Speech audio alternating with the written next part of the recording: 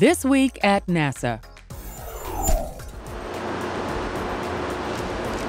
The final rollout of the Space Shuttle Program has brought Atlantis from the Vehicle Assembly Building to Launch Pad 39A at the Kennedy Space Center for the liftoff of STS-135. Mated to its external tank and solid rocket boosters, the orbiter traveled the 3.4 miles atop a crawler transporter at a top speed of less than a mile an hour. STS-135 is the final mission of the 30-year-old shuttle program. Commander Chris Ferguson, pilot Doug Hurley, and mission specialists Sandy Magnus and Rex Walheim will crew the 12-day journey to the International Space Station and deliver the Raffaello multi-purpose logistics module laden with supplies, logistics, and spare parts. The mission also will fly a system to investigate using robots to refuel spacecraft. Atlantis is targeted to lift off on July 8th at 11:40 a.m. Eastern. More than 70 years after it landed on the surface of the Red Planet, the long-lived Mars exploration rover Spirit has officially had its last conversation with its friends back on Earth. The Jet Propulsion Lab has sent its final transmission to Spirit, which last communicated with the rover team on March 22, 2010.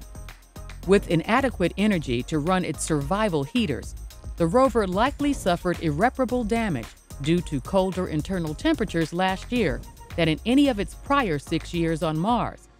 It was hoped that Spirit might reawaken with the help of Martian spring and summer's increase in solar energy, but to no avail.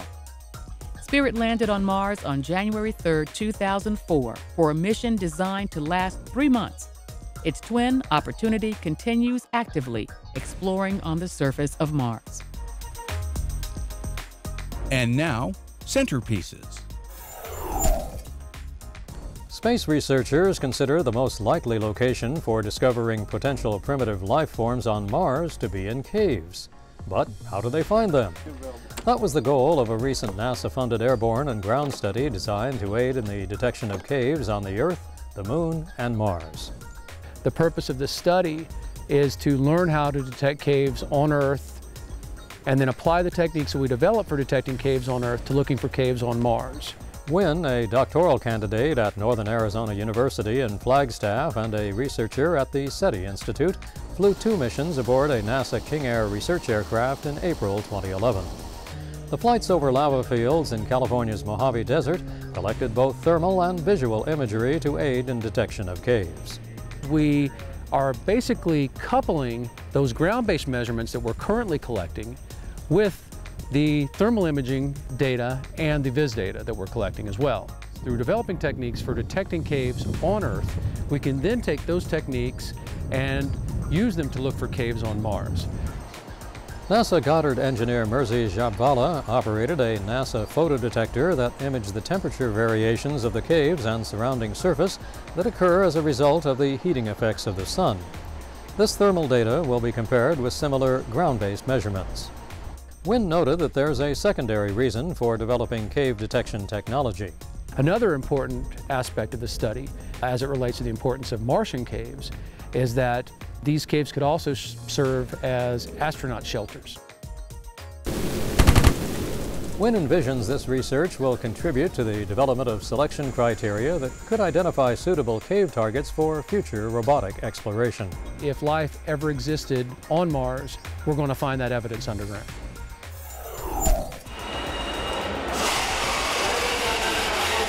College students from across the country and around the globe impressed judges and spectators during the 2nd annual Lunabotics mining competition, held May 23rd through 28th at the Kennedy Space Center Visitor Complex in Florida.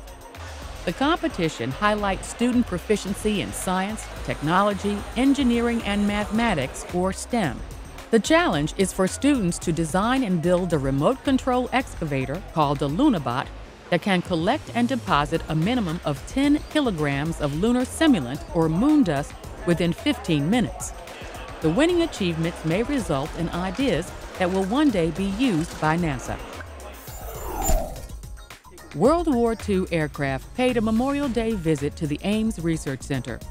Flown by the Collins Foundation, the P-51, B-17, and B-24 aircraft regularly tour the country, allowing the public not only a close-up look, but also a chance to relive the wartime experience of flying in the aircraft on short demonstration flights. Although the tour makes dozens of stops, the visit to Ames recalls a special relationship with these particular aircraft models. The chief aerodynamicist of North American Aviation decided to contact the Ames Aeronautical Laboratory here at Moffett Field, and they suggested to basically take an entire airframe, put it into a wind tunnel, and see if they could reproduce the duct rumbling that the test pilot had noticed during the flight tests. Ames did some important wartime wind tunnel work to fine-tune the performance of the air scoop on the P-51. Other research and development at Ames included wing and propeller de-icing systems, incorporated into production models of the B-17 and B-24 bombers. These aircraft went on to fly crucial high-altitude missions over Europe without falling victim to icing problems. And that's This Week at NASA.